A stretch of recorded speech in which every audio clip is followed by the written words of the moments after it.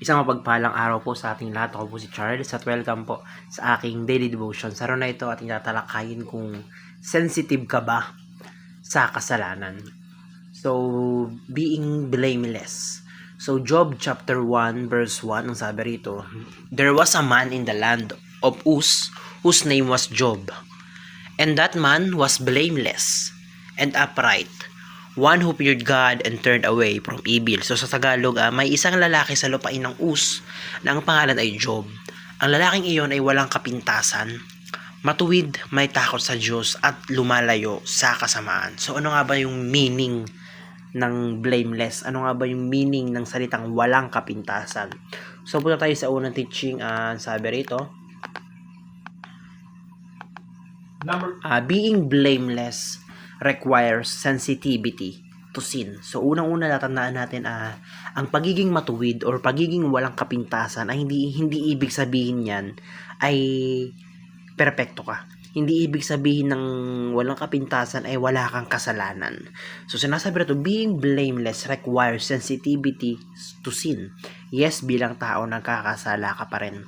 Yes, bilang tao nakakagawa ka ng kasalanan. Pero kung ikaw ay totoong matuwid, kung ikaw ay totoong walang kapintasan, sensitibo ka sa mga kasalanan or sa mga kasalanan mong magagawa. So for example, meron kang gagawing mali or meron kang nasa sitwasyon ka na makakagawa ka ng kasalanan. So naiisip mo or nagkakaroon ng sa utak mo na mali itong ginagawa ko,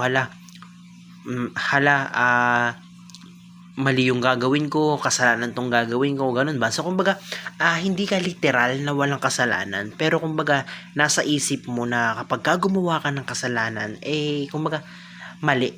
Naiisip mo na hindi ka dapat gumagawa ng kasalanan. So kumbaga sensitibo ka, nasa pag-iisip yan.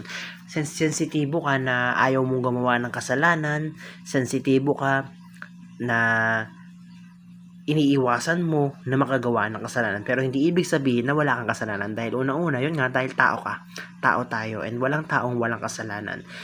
Kaya ang pag sinabing walang kapintasan, ito yung taong galit or ito yung taong ayaw sa kasalanan. So, tayo sa ikalawang teaching, ang sabi rito, being blameless means fearing God. So, ang pagiging walang kapintasan daw ay may takot sa Diyos.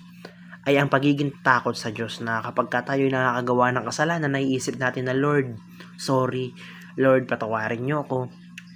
And yun, uulitin ko, hindi ka perfecto. Uulitin ko, hindi ka may nagkakasala ka pa rin. Pero yun nga, naandun yung sense ng takot. Naandun yung sense ng pag-aalala mo na, Lord, sorry, Lord, patawarin mo ako kasi mali itong ginawa ko, mali itong ginagawa ko, ganun. So, being blameless is fearing God. So, sa ikatlong teaching, ang sabi rito, being blameless is walking with God. So, yun nga, ulitin ko ulit, ang pagiging blameless, ang pagiging walang kapintasan ay hindi ibig sabihin perfecto ka. Ibig sabihin nun, lumalakad ka sa Panginoon. Yun nga yun makasalanan kang tao. That's why lumalakad ka sa Panginoon. Naglalakad ka kasama ang Panginoon dahil unang-unang makasalanan ka. So, being blameless is walking with God. So, hayaan mo na o kumbaga isama mo ang Panginoon sa kung paano mo pinapamuhay ang buhay mo dito sa lupa. So, punta tayo sa unang application. Sabi rito, paano ba natin ito may apply sa ating mga buhay? Sabi rito, hate sin and everything evil. So, kamuhian natin. Kamuhian natin yung kasalanan at yung lahat ng mga evil na gawain dito sa mundo. So, kapag inaayawan natin, kapag namumuhayan natin, syempre, hindi natin yung gagawin So, kumbaga naandun yung thought sa'yo na ayoko ng kasalanan, ayoko ng kasamaan, kaya hindi ko to gagawin, ganon. So, kailangan natin i-hate, kailangan natin kamuhian yung mga kasalanan dito sa mundong ito. So, sa ikalawang application, sabi rito, examine your heart regularly. So, pinakang the best dito is yung kunyari, within a week or within a month, i-examine mo yung sarili mo na, kamusta ba ako? Sa mga nakaraang araw ba, anong klaseng tao ba ako? Ano ba yung mga maling nagagawa ko? Ano ba yung mga kasalanang nagagawa ko? So, kumbaga, i-examine mo yung sarili mo na para malaman mo kung ikaw ba para malaman mo yung mga kasalanan mo, para malaman mo yung mga maling ginagawa mo dito sa mundo. So examine your heart regularly. Sa ikatlong application, sabi rito, make your heavenly Father proud. So gaya ng mga tao sa Biblia, gawin mong proud ang Panginoon.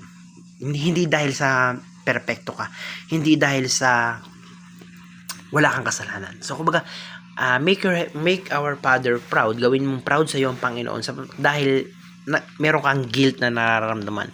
Meron kang